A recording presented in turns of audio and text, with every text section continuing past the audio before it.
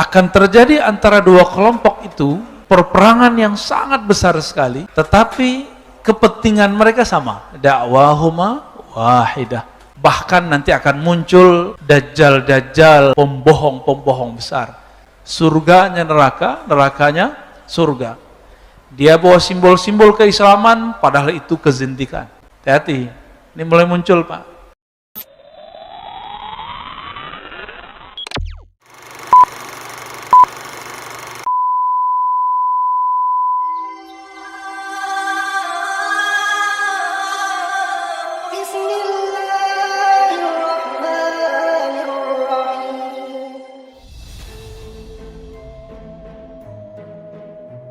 Pertama, hadis yang sahih riwayat Imam Bukhari dan Muslim. Ini panjang, coba disimak. Ini kilas singkat dari Nabi SAW mengenai akhir zaman. Pertama, Nabi SAW sebagaimana diriwayatkan oleh Abu Hurairah bersabda, la taqumus sa'ah, tidak terjadi kiamat hatta taqtatilu fi'atani 'azimatani, sehingga ada dua kelompok besar saling bunuh membunuh. Kita sebut berperang. Siapa dua kelompok itu? Itulah sampai hari ini jadi pertanyaan, apakah perperangan Sayyidina Ali dan Sayyidina Muawiyah masuk ke dalam? Bukan. Di beberapa kitab syarah disebutkan itu perang Sayyidina Ali dan Sayyidina Muawiyah. Ini saya mau kasih tahu bahwa di kalangan Ahlus Sunnah terjadi perdebatan mengenai Muawiyah. Apakah beliau termasuk sahabat yang lurus atau tidak? Tapi perdebatan itu tambah parah di kalangan Syiah. Ya. Namun mayoritas Ahlus Sunnah menganggap Muawiyah sahabat Nabi, berijtihad dan ijtihadnya keliru, gitu aja. Dia tetap dianggap sahabat, berijtihad, ijtihadnya keliru. Namun karena ini haknya sahabat, as-sukut aula. Diam, tidak membahas, tidak banyak berlarut-larut seperti yang dilakukan oleh kelompok Syiah dan Khawarij, itu lebih baik. Kelompok Khawarij gak sabar. Bahkan kelompok Mu'tazilah mirip dengan Khawarij. Mereka mengkafirkan salah satunya.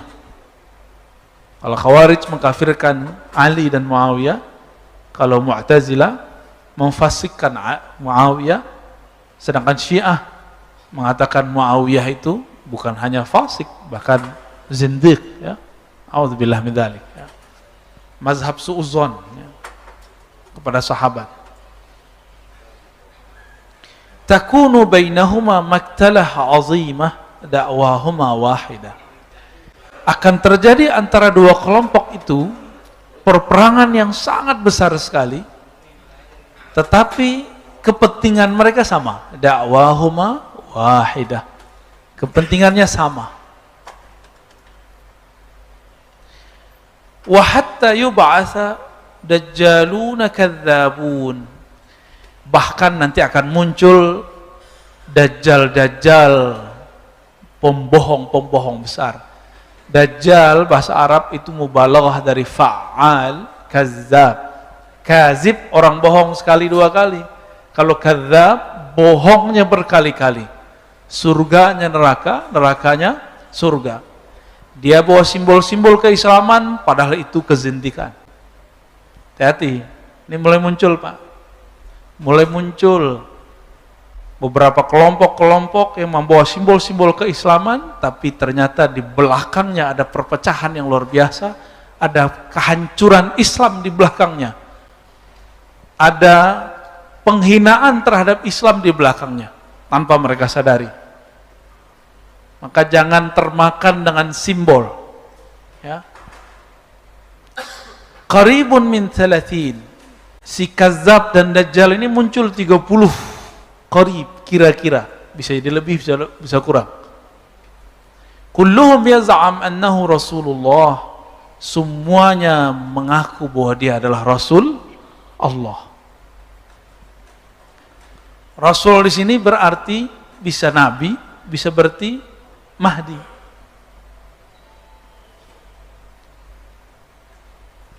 Sekarang udah banyak belum yang ngaku Imam Mahdi? Banyak. Yang datang ke saya aja udah 5 lebih, Pak. Ya. Cuma kena jidat lebar hidung mancung ngakul Mahdi. Ya. Simpel sekali jadi Al-Mahdi.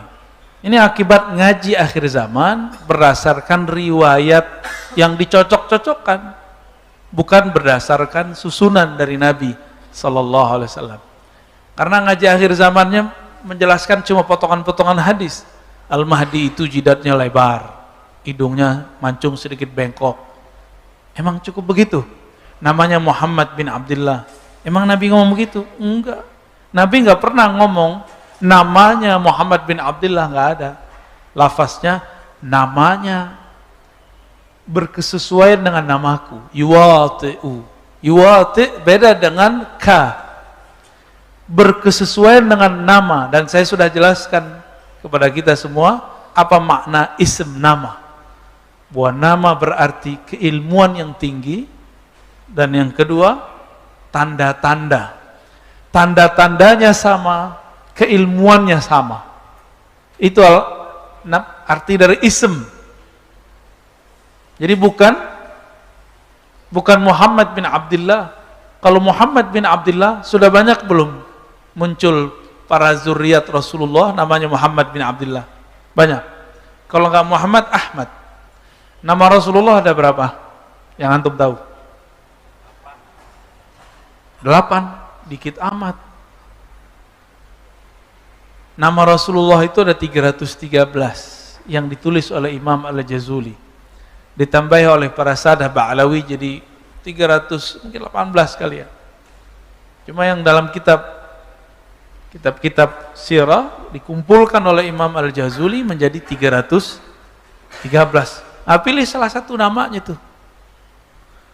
Salah satunya di situ Sahibul Izar, yang suka pakai sarung. Bukan pakai kamis kayak saya, Pak. Pakai sarung. Maka hari-harian kalau ta'lim saya suka pakai sarung karena mengikuti Rasulullah sallallahu alaihi wasallam, ya. Mengikuti baginda Nabi Muhammad sallallahu alaihi wasallam. Wa hatta yuqbadul ilm, sehingga terjadi pencabutan ilmu dengan matinya para ulama. Udah banyak belum ulama mati? Selama pandemi udah berapa banyak kiai wafat? Udah hampir 1000 apa lebih? Kalau hitungan saya lebih. Ya. Udah lebih Pak, Indonesia aja. Mau NU, Muhammadiyah, ya. Mau dari golongan mana itu sudah 1000-an.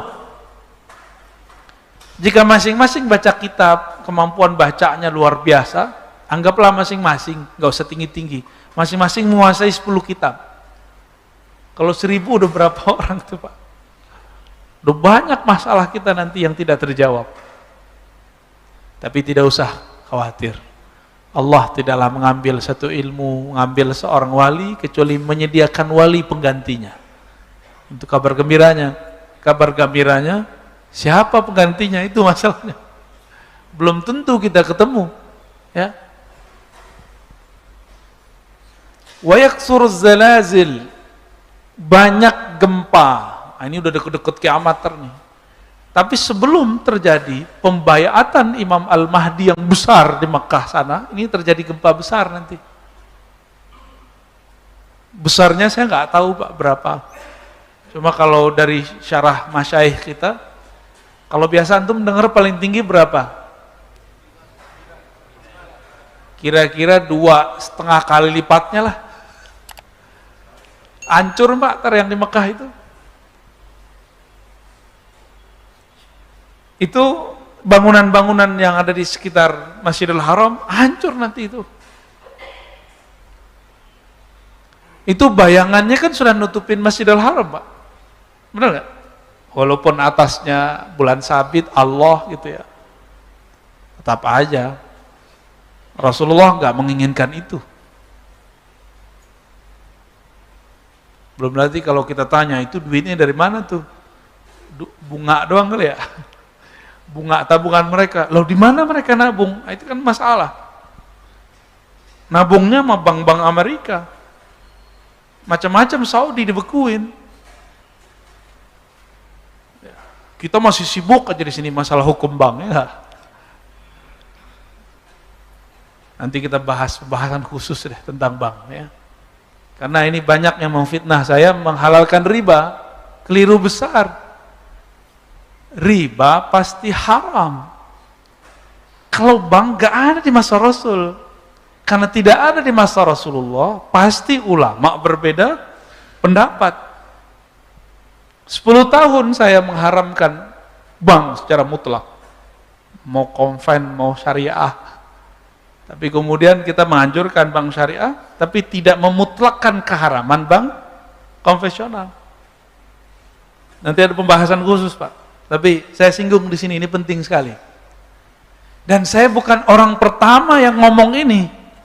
Sebelum saya sudah ada ulama Darul Ifta Mesir yang mencabut fatwa keharaman bank. Bukan mencabut keharaman riba, ngerti ya? Riba pasti haram, pegang. Ayatnya wa harramar riba. Allah mengharamkan riba. Ada nggak bank di masa Nabi?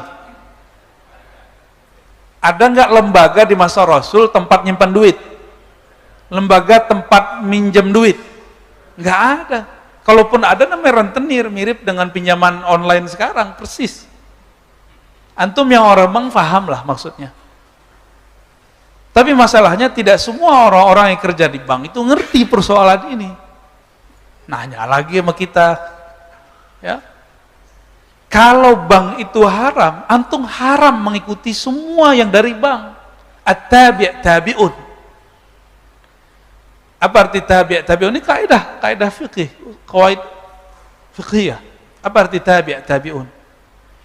Jika sesuatu itu haram, maka yang turunannya haram. Coba yang mengharamkan riba, pakai duit nggak antum? Pakai duit, baik duit yang fisik ataupun duit digital. Kalau kita mengharamkan bank, maka turunannya haram. Rupiah, dolar, ringgit, itu bagian dari turunan bank bukan? Bener? Gimana? Mau mengharamin? Mikir-mikir mau haramin sesuatu. Efeknya luar biasa, kemana-mana perginya. Maka mengharamkan sesuatu jangan pakai nafsu, pakai ilmu. Ya, ini orang biasa beda.